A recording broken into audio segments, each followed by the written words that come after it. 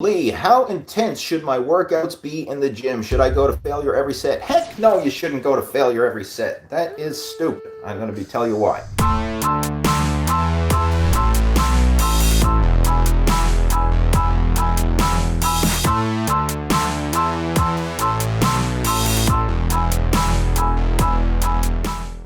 You have to warm up. A warm-up set should never be to failure. Warm-up sets should be easy. They should be warm-up sets. So no, you should not go to failure on every set. In fact, you probably don't need to go to failure on a lot of sets. The only time I will go to failure is on my final, maybe like the last set or two of an exercise. And even then, it may not even be true failure. Like in my case, if I'm doing a barbell exercise, like a bench press or a squat or an overhead press, something like that, deadlifts, I'm not training to failure. I'm leaving a rep or two in the tank. And the reason is because it's safer. The risk to reward ratio of pushing yourself to failure, it doesn't always work in your favor because you can easily get injured. And if you get injured, that's going to slow your progress down way more than any potential gain that you would have gotten by grinding out that extra rep. So let's look at the bigger picture. When it comes to your workouts, if you stop a set short of failure, that's not going to hinder your progress.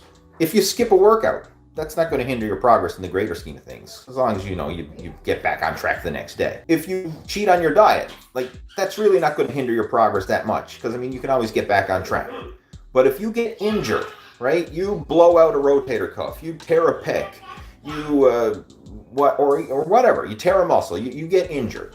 That is definitely going to hinder your progress. That could set you back days, weeks, months, and in some cases you may never fully recover from that injury. So I'm a big advocate of injury prevention, and that's why I don't push myself to failure on every set or every exercise for that matter. The only time I push myself to failure is when it's safe to do so. And when it's safe to do so is like isolation exercises, machine exercises, things where you're not going to put yourself in danger. Like I'm probably not going to rep out to failure on a barbell bench press, especially if I'm by myself and I don't have a spotter. That's just stupid.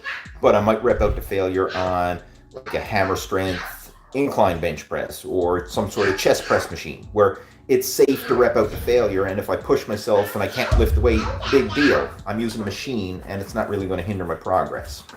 What are you doing? I'm doing a video chat.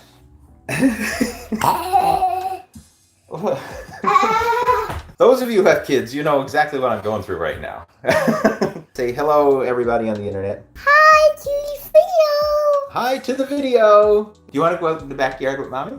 Mm-hmm. You want to go out Do you want to come to that? I do want to go out in the backyard, but I got to do my video first. And once I'm finished the video in about a half an hour, I'll come out in the backyard. All right.